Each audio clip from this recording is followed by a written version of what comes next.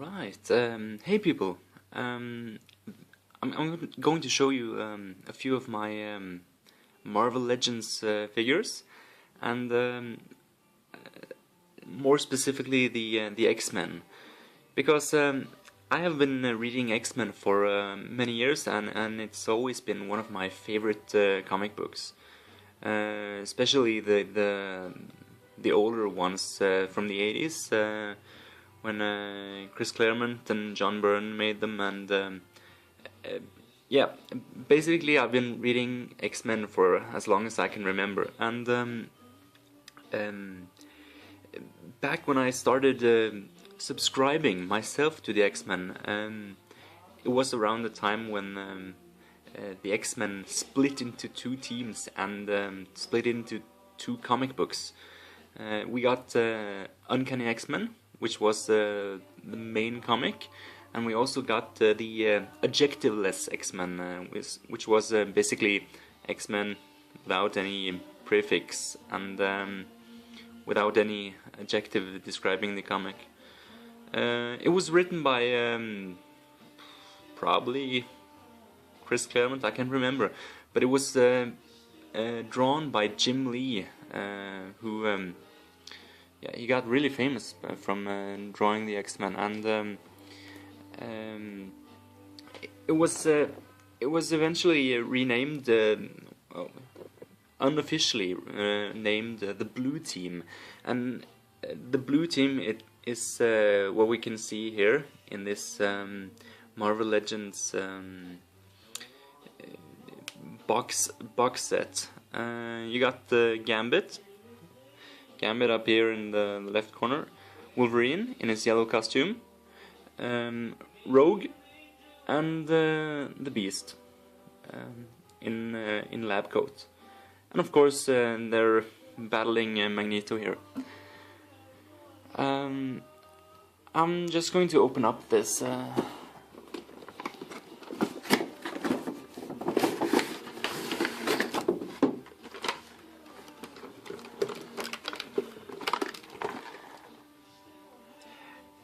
Marvel Legends were absolutely amazing in many ways, because it really just kick-started the whole 6-inch era of action figures, and since then we've been treated to tons of great 6-inch toy lines. For instance, one of my favorites, the Masters of the Universe classics, here represented by Crapjaw. And DC has also made many great 6-inch lines. They preferred to do 6-inch figures, and this is Aquaman from one of the Justice League lines. Looks like Alex Ross line. Now, Marvel Legends differed from DC's line in that they had tons of articulation. We're talking an amazing amount of movable parts, and for instance, let's look at Colossus here. He's one of the X-Men, and he has movable parts in the ankles, the toes. He can twist his ankles. He has 2 joints in his knees. He has swivel joints in his thighs, and he can twist his waist. He has torso articulation. He has 2 joints in his shoulders.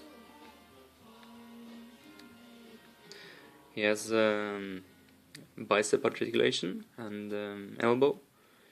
He can, I think he can, he's a bit old, so he can probably twist his wrists here. And he also has articulated fingers. and neck articulation. So this meant for a great deal of posability and playability, which was of course great, except when it came to the quality of the figures, because after a while these joints tend to fall apart. As you can see here, his thumb is actually coming loose. So more joints actually meant more things that could break, and more joints that could become loose. As you can see here, his torso articulation is really loose. Well, all in all, I think Marvel Legends is a great line. It started by being made by Toy Biz, but eventually Hasbro got their hands on the license. Let's take a look at these guys here. First of all, it's Gambit. He's probably my favorite of the figures in this set. He comes with a fake leather coat and a smirk on his face. Let's see if I can capture it. There you go. I'm not sure if he came with his trademark playing cards. Gambit would charge playing cards with energy and flip them at people.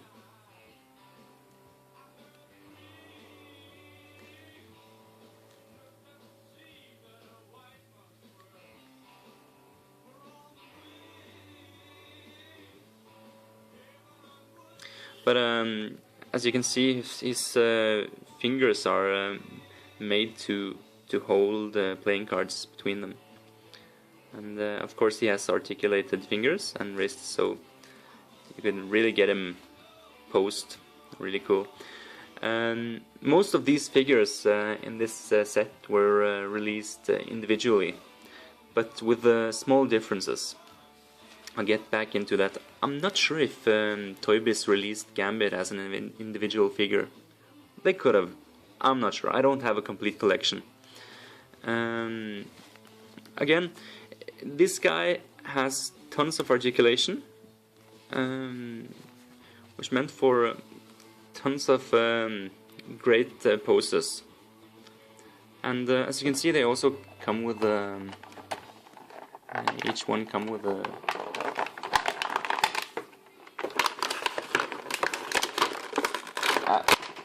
they're held in place by twist ties, so I'm not going to open them. Let's see. Gambit also comes with his staff, and yeah, he's a cool guy. One thing I don't like about Gambit is that the inside of his coat isn't covered in this brown fabric. So, a cool figure anyway. Next up is Wolverine.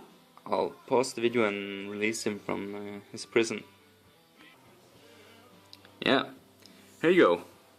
Wolverine in a yellow costume.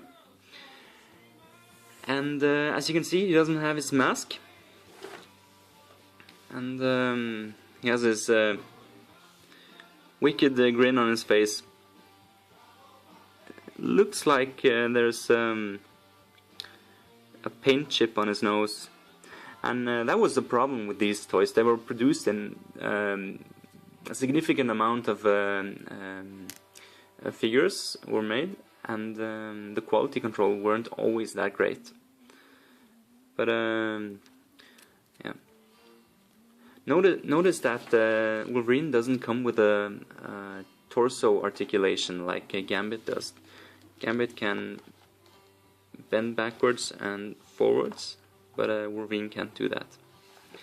And yeah, I mentioned the quality control with the paint. The paint isn't super sharp. It isn't perfect by any means, and as you can see, this also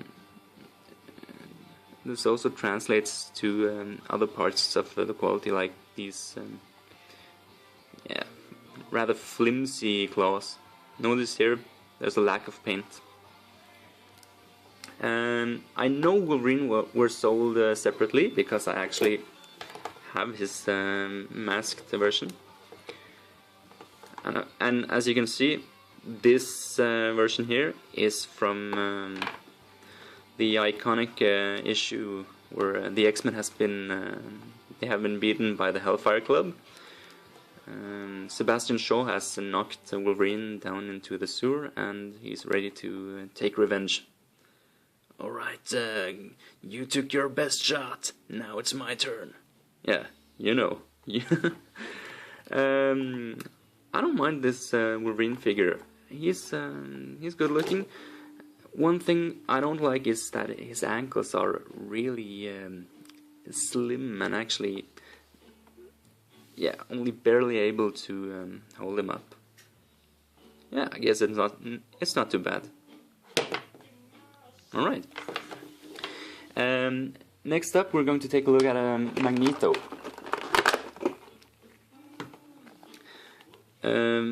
Magneto is an excellent figure. I really like how they made him really muscular, almost a bit too much. But I think it suits him. He's and he comes with a cape, and it has some, yeah, it has some shine to it, and it's of this more bendable plastic, so it's flexible. And his helm is removable.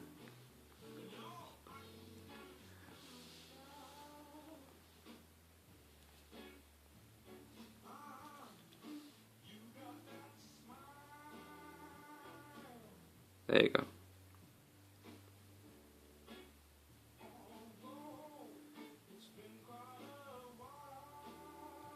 I think they really captured the comic book look on his face.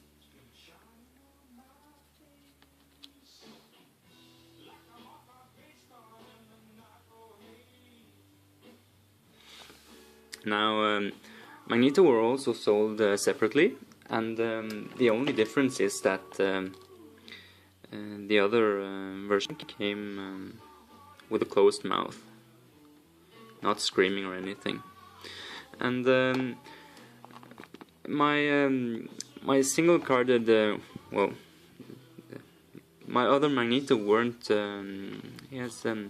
It's obvious that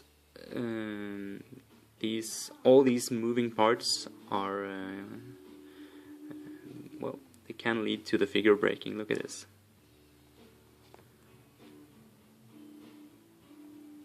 So here we go, a small little tab inside his chest that held in place his entire arm.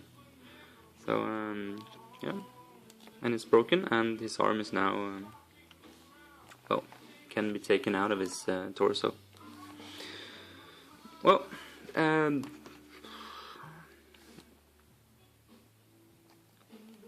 I guess no toy line is perfect. The Beast here is a sturdy piece of plastic, and I like that. It's almost as if the materials of this plastic feels different to, for instance, Wolverine. And he has a different kind of articulation. Notice his thigh articulation here.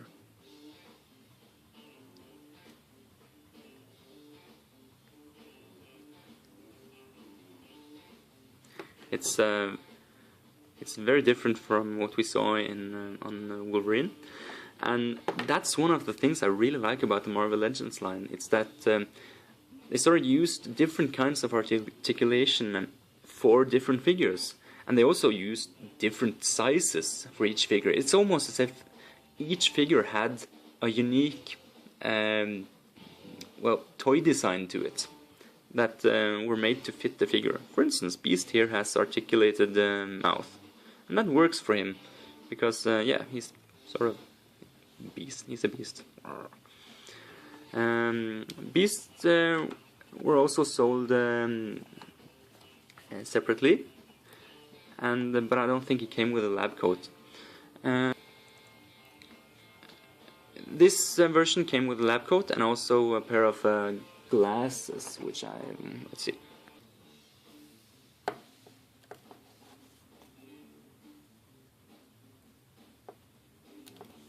Yeah, removable glasses on action figures haven't been. Yeah, it is what it is.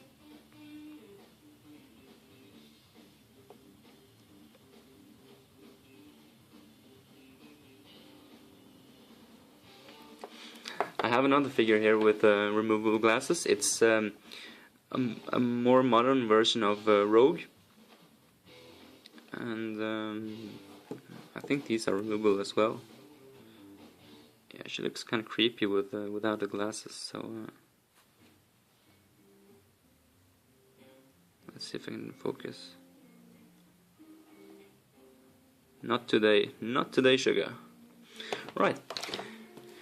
Anyway, yeah, Beast is also a great figure, and he has a lot of articulation in his hand for some reason, sort of like what we saw with the Colossus, except he can point. You pointing at me, bub? Finally, we have Rogue here, and this is a weird one, because if it weren't for the face sculpt, this would actually be my favorite figure of the bunch, because I think the costume is spot on, and I always thought Rogue was kind of cool. Her introduction to the X-Men was really dramatic. I've forgotten where how far I'd come, because I got a phone now. Rogue was one of my favorites back when I was reading the comics, because she had an interesting power. It was a power more. It was a very Marvel Comics sort of power, a power that was just as much as a disability as it was a power. But and this Rogue figure is great. It has good articulation, and it feels actually like she's a quality figure, except for the face sculpt. Dear God, she's hideous. Let's see if I can capture it.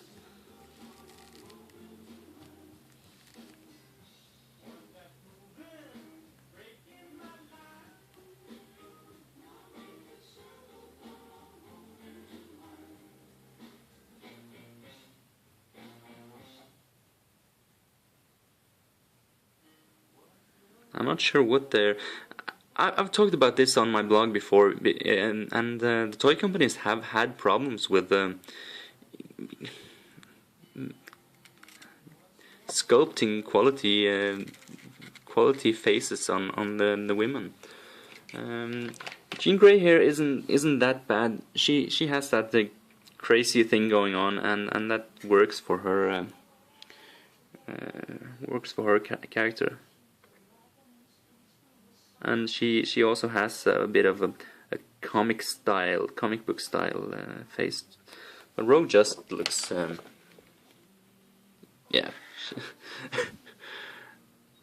But notice here that the X-Men Legends, I think this box set is called, Marvel Legends, X-Men Legends. It also came with a sort of a playset. It looks like the Danger Room, where they could train. And so let's put a few X-Men here. We got Nightcrawler, and Colossus can barely stand because he's so top heavy. I'm gonna lie him here. He's knocked out. And Wolverine.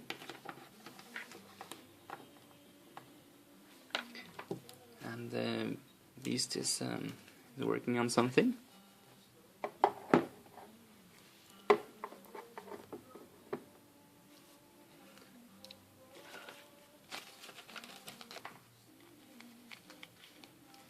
and Gambit and Rogue are talking about. Yeah, I have to show you this. This is the only figure I know of that has butt articulation. She actually has articulated butts. It's well. Yeah.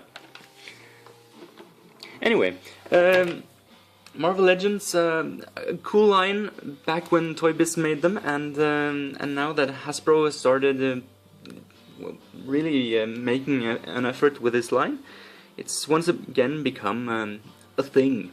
I heard they're going to make the entire Guardians of the Galaxy as the Marvel Legends, and well, I haven't bought these figures for a while. These I've shown you were sold back in the early mid 2000s, 2004 I believe, and yeah, for 10-year-old figures I guess they're holding up fairly nice, and yeah, detached thumb and a loose arm, I guess I could have expected worse, but yeah.